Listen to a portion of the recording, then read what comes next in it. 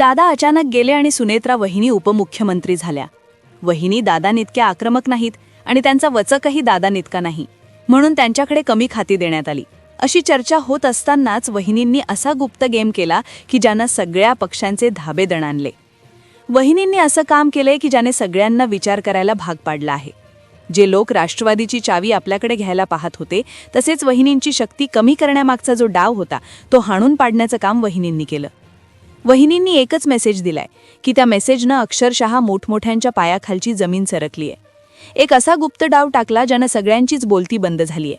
अत्यंत अनुभवी असणाऱ्या महाराष्ट्रातल्या नेत्यांना देखील विश्वास बसत नाहीये. राज्याच्या राजकारणातील भीष्म पितामह शरद पवार हे देखील चकित झाले जेव्हा वहिनींची ही रणनीती समोर आली. राज्यात अर्थसंकल्पाचं अधिवेशन सुरू आहे, पण त्यातच वहिनींनी असा पवित्रा घेतला की ज्यानं सत्ताधारी विरोधक तर हादरलेच, पण सत्ताधाऱ्यांच्याही तोंडचं पाणी पळालं. आता लोक म्हणू लागले आहेत की दादांपेक्षा वहिनी पॉवरफुल आहेत, अशी चर्चा आता रंगू लागली आहे. वहिनींनी असं काम केलं की दादांचा पक्ष तर मजबूत झाला आहेच, पण त्यांच्याकडे आता अशी चावी सापडली आहे की ज्यानं सगळ्या महाराष्ट्राचं राजकारण लॉक होणार आहे. महाराष्ट्र हे संघर्षाचं आणि गुप्त रणनीतीचं केंद्र राहिलं आहे. इथल्या राजकीय हालचालींमध्ये नेहमीच काहीतरी लपलेलं असतं, पण गेल्या काही दिवसांचे समोर आलं ते कुणाच्याही कल्पनेच्या पलीकडचं होतं. प्रशासनावर जबरदस्त हुकूमत गाजवणारा एक मोठा नेता अचानक निवृत्त झाला आणि अजितदादांच्या निधनाची ती बातमी एखाद्या गूढ वादळासारखी धडकली. ही घटना केवळ दुःखद नव्हती, तर त्यामागे अनेक रहस्य दडलेली असावीत अशी शंका आजही व्यक्त केली जाते. तो अपघात होता की काहीतरी दडपण्याचा प्रयत्न? या एका प्रश्नाने अवघा महाराष्ट्र अस्वस्थ झाला होता. याच गूढ वातावरणात सत्तेच्या पटावर नवीन खेळा रचल्या गेल्या. रिकाम्या झालेल्या त्या खुर्चीवर कुणाची वर्णी लागणार यावर अखेर शिक्कामोर्तब झालं आणि सुनेत्रा पवार यांनी पदाची शपथ घेतली. पण ही शपथ केवळ जबाबदारी नव्हती, तर एका मोठ्या पडद्यामागच्या संघर्षाची ती सुरुवात होती. ज्यांना आपलं मानलं त्यांनीच काहीतरी वेगळी तयारी केली होती का? दादांनी ज्यांच्यावर विश्वास ठेवला तेच नेते आता स्वतःचा वेगळा रस्ता शोधत होते का? राजकारणातली ही शांतता म्हणजे एका मोठ्या रहस्याचा उलगडा होण्याची चिन्ह होती. सुनेत्रा वहिनी जरी स्तब्ध वाटत असल्या तरी पडद्यामागे काहीतरी अगठीत घडत होतं. दुसरीकडे प्रफुल्ल पटेल, सुनील तटकरे आणि छगन भुजबळ यांसारखे मातब्बर नेते आता आपणच सर्वेसर्वा आहोत अशा आविर्भावात असल्याचं बोललं जाते. त्यांना वाटलं होतं की मैदान आता रिकामं आहे, पण अचानक असं काही घडलं ज्यानं संपूर्ण राजकारणच हादरून सोडलं. सुनेत्रा वहिनींनी केलेलं ते एक ट्विट म्हणजे केवळ पोस्ट नव्हती, तर तो एक डिजिटल सर्जिकल स्ट्राईक असल्याचा दावा आता केला जातोय. या एका कृतीमुळे नेमकं काय साध्य झालं? देवेंद्र फडणवीस नेमके कुठे अडकले आणि शरद पवारांचे ते संकेत कसे खरे ठरले? चला, या रहस्यमय नाट्याचा प्रत्येक भाग आपण सविस्तर समजून घेऊया. अजितदादांच्या त्या गूढ शेवटानंतर पक्षात एक मोठी रिकामी जागा तयार झाली होती. तिथं सहसंवेदना हवी असताना सत्तेचा खेळ सुरू झाल्याचा दावा सूत्रांनी केला आहे. दादांनी ज्यांना मोठं केलं तेच नेते आता स्वतःच्या राजकीय भविष्याची बेगमी करण्यात गुंतले होते. मिळालेल्या माहितीनुसार प्रफुल्ल पटेल आणि सुनील तटकरे यांच्यात काही अत्यंत गुप्त बैठका पार पडल्या होत्या. या चर्चांचा खरा उद्देश राष्ट्रवादी काँग्रेसला पूर्णपणे भाजपच्या छायेत नेणं हा होता का, असा प्रश्न उपस्थित होतोय. इतकंच नाही तर दिल्लीतील नेत्यांच्या मदतीनं स्वतःला पक्षाचा मुख्य चेहरा म्हणून दाखवण्याचा प्रयत्न पटेलांनी सुरू केल्याची चर्चा होती. भाजप नेत्यांनी त्यांना जाहीरपणे दिलेल्या पदव्या म्हणजे शरद पवारांच्या अस्तित्वावरच एक प्रकारचे प्रश्नचिन्ह होतं. तिकडे छगन भुजबळ आपल्या शैलीत रोहित पवारांना लक्ष करत होते. जेव्हा रोहित पवार दादा आणि साहेबांच्या गुप्त चर्चेचा उल्लेख करत होते तेव्हा भुजबळांनी उपरोधिकपणे त्यांची खिल्ली उडवली. भुजबळांचा हा अतिआत्मविश्वास सांगत होता की पवार कुटुंबातील फूट आता कायमची आहे, पण संकटाच्या वेळी हे कुटुंब कसं एकत्र येतं याची त्यांना कदाचित कल्पना नसावी. अजितदादांच्या बाबतीत घडलेली ती घटना हा निव्वळ योगायोग होता की काहीतरी मोठं कारस्थान? तपास यंत्रणा आजही या गुंतागुंतीच्या प्रश्नाचं उत्तर शोधत आहेत की जेव्हा राजकारणात मोठे बदल अपेक्षित होते तेव्हाच ही घटना कशी घडली? शरद पवारांनी जे एका भाषणात जे सूचक विधान केलं होतं त्यात नक्कीच काहीतरी गूढ दडलेलं होतं. ते विधान केवळ भावुक नव्हतं, तर त्यामागे काहीतरी ठोस वास्तव होतं असा दावा आता केला जातोय. राजकीय वर्तुळात चर्चा आहे की तपास यंत्रणांच्या हाती काही धक्कादायक पुरावे लागले आहेत. ज्या दिवशी ती घटना घडली त्या दिवशी दादा काही महत्त्वाची कागदपत्र उघड करणार होते का? जयंत पाटील आणि इतर नेत्यांच्या विधानावरून असं वाटतंय की 12 तारखेला काहीतरी मोठं गुपित बाहेर येणार होते. मग ते रोखण्यासाठी तर हे सर्व घडलं असावे ना? जनतेच्या मनात अशा अनेक शंका घर करून आहेत. यात देवेंद्र फडणवीसांची भूमिकाही चर्चेत राहिली. त्यांनी ठामपणे सांगितलं की दादांची विलिनीकरणाची चर्चा झाली नव्हती. हे विधान पवारांना खोटं ठरवण्याचा प्रयत्न असल्याचा दावा केला गेला. पण सुनेत्रा वहिनींच्या मनात काहीतरी वेगळंच शिजत होतं. त्या योग्य वेळेची आणि त्या एका क्षणाची वाट बघत होत्या. राजकारणात नाती गौण मानली जातात, पण पवार कुटुंबाने पुन्हा एकदा दाखवून दिलं की जेव्हा संकट येतं तेव्हा ते एकत्र उभे राहतात. सुनेत्रा पवार जरी सत्तेत असल्या तरी त्यांच्यासाठी दादांचे शब्द आणि साहेबांचा मान हाच सर्वात महत्त्वाचा होता. प्रफुल्ल पटेल आणि सुनील तटकरे यांना वाटलं होतं की वहिनींना आपल्या प्रभावाखाली ठेवून आपल्याला हवे तसे निर्णय घेता येतील, पण वहिनींनी हे राजकारण साहेबांच्या जवळ राहूनच शिकलं आहे हे ते कदाचित विसरले.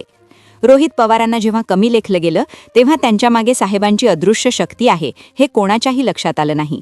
भुजबळांची ती टीका, पटेलांची ती घाई आणि फडणवीसांचे ते दावे या सगळ्याला सुनेत्रा वहिनींच्या मौनाने उत्तर दिलं. आणि अखेर तो दिवस आला जेव्हा सर्व गुपिते बाहेर येणार होती. शरद पवारांच्या सार्वजनिक जीवनाला 60 वर्ष पूर्ण होत असताना संपूर्ण महाराष्ट्र त्यांचा गौरव करण्यासाठी सज्ज होता. सर्वांना वाटलं होतं की सुनेत्रा वहिनी भाजपच्या सुरात सूर मिसळतील, पण त्यांच्या त्या एका पोस्टने अनेकांच्या पायाखालची जमीन सरकली. वहिनींनी लिहिलं, आदरणीय पवारसाहेबांच्या 60 वर्षांच्या प्रवासाचा हा ऐतिहासिक टप्पा आहे. त्यांची जनसेवा आजही तितक्याच निष्ठेने सुरू आहे. साहेबांचे मार्गदर्शन आणि प्रेरणा आम्हाला नेहमीच नवीन ऊर्जा देत राहो. वरकरणी हा साधा संदेश वाटत असला तरी यामागे एक मोठा राजकीय संदेश दडलेला होता. हे शब्द म्हणजे केवळ शुभेच्छा नव्हत्या, तर ते एक मोठे राजकीय संकेत होते. ज्यांनी स्वतःला पक्षाचे मालक समजायला सुरुवात केली होती त्यांना वहिनींनी स्पष्ट केलं की आजही आमचे बॉस साहेबच आहेत. स्वतःला अध्यक्ष घोषित करणाऱ्या नेत्यांसाठी ही मोठी चपराक ठरली. फडणवीसांनाही यातून हे सुचवण्यात आलं की साहेबांचे दावे कधीच निराधार नसतात. फडणवीसांनी केलेला दावा या एका ट्विटमुळे धुळीला मिळाल्याचा दावा राजकीय विश्लेषक करत आहेत. कुटुंबात नक्की काय ठरलं होतं याची वहिनींना पूर्ण कल्पना होती हे यावरून सिद्ध झालं. साहेबांच्या बाजूने खंबीरपणे उभं राहून त्यांनी विरोधकांचे सर्व डाव उधळून लावले. यालाच खरं राजकीय चातुर्य म्हणतात. घराबाहेरून कितीही प्रयत्न झाले तरी पवार कुटुंब आपला वारसा कसा जपतात हे पुन्हा एकदा समोर आलं. फडणवीसांना यावर थेट स्पष्टीकरण द्यावं लागलं नाही तरी लोकांच्या नजरेत ते काहीतरी लपवत होते अशी भावना निर्माण झाली. प्रफुल्ल पटेल आणि सुनील तटकरे यांना बसलेला हा धक्का पचवणं कठीण आहे.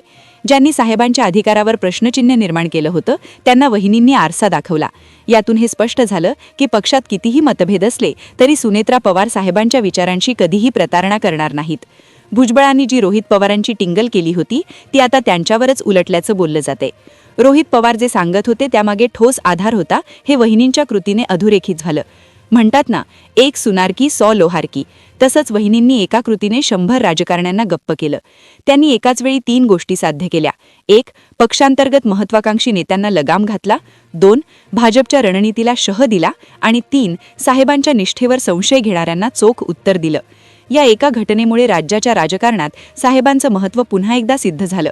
दादांची जी अपूर्ण इच्छा होती तीच आता सुनेत्रा वहिनी पुढे नेत असल्याचा संदेश जनतेत गेला आहे. महाराष्ट्राच्या राजकारणातील हे महानाट्य इथेच संपत नाही, तर हे एका नवीन रहस्याची सुरुवात आहे. सुनेत्रा पवारांच्या या भूमिकेने भविष्यातील नवीन समीकरणांची नांदी दिली आहे. आता पटेल आणि तटकरे पुढचं पाऊल काय उचलतात, फडणवीस आपली प्रतिमा कशी सावरतात आणि सर्वात महत्त्वाचं म्हणजे दादांच्या निधनाचा जो तपास सुरू आहे त्यातून नेमकं काय सत्य बाहेर येतं याकडे सर्वांचं लक्ष लागलं आहे. पण एक गोष्ट मात्र नक्की, सुनेत्रा वहिनींनी हे सिद्ध केलं की त्या केवळ सत्तेसाठी आलेल्या नाहीत, तर त्या पवार घराण्याचा वारसा जपण्यासाठी मैदानात उतरल्या आहेत. तर मित्रांनो, आत्तापर्यंत आपण जे काही ऐकलं किंवा पाहिलं ते ऐकून तुम्हालाही धक्का बसला असेल, पण एक गोष्ट लक्षात ठेवा, हे सगळं सध्या राजकीय वर्तुळात जे काही बोललं जाते, ज्या चर्चा रंगत आहेत त्यावरून मांडलेली एक शक्यता आहे. राजकारण हे नेहमीच दुसर नसतं आणि जे दिसतं त्यापेक्षा जे पडद्यामागं घडतं ते खूप वेगळं असतं.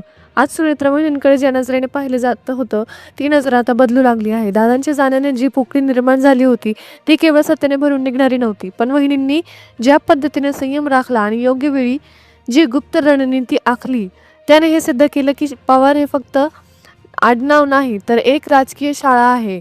मला सांगा, तुम्हाला काय वाटतं, ज्या पद्धतीने प्रफुल्ल पटेल किंवा सुनील तटकरे यांची नावं घेतली जात आहेत, खरोखरच पक्षांतर्गत अशा काहीच हालचाली सुरू असतील का, की वहिनींनी घेतलेला हा पवित्र किंवा कौटुंबिक निष्ठा आहे? पण पाहतोय की महाराष्ट्राच्या राजकारणात काका पुतण्यावादापासून ते संघर्षापर्यंत अनेक नाट्यमय वळणे आली, पण काका सुनेत्रा वहिनींची ही एंट्री आणि त्यांच्या साहेबांच्या प्रती दाखवलेली ही भक्ती हे आगामी निवडणुकीचे संकेत तर नाही ना. अनेकांना वाटलं होतं की दादांनंतर राष्ट्रवादीची चावी दुसऱ्या कोणाच्या तरी हातात जाईल. पण वहिनींनी एक सध्या पोस्टमधून किंवा कृतीतून जो मेसेज दिलाय त्याने विरोधकांचेच नाही तर स्वयं यांचेच धाबेदार आणले आहेत. हे केवळ भावनिक राजकारण नाहीये, तर हा एक अत्यंत पूर्व टाकलेला डाव आहे असं वाटतंय. मित्रांनो, सोशल मीडियावर किंवा राजकीय कट्ट्यावर आज याच महत्त्वाची चर्चा, दादा आहेत की नाही, दादा की वहिनी, कोण जास्त पॉवरफुल?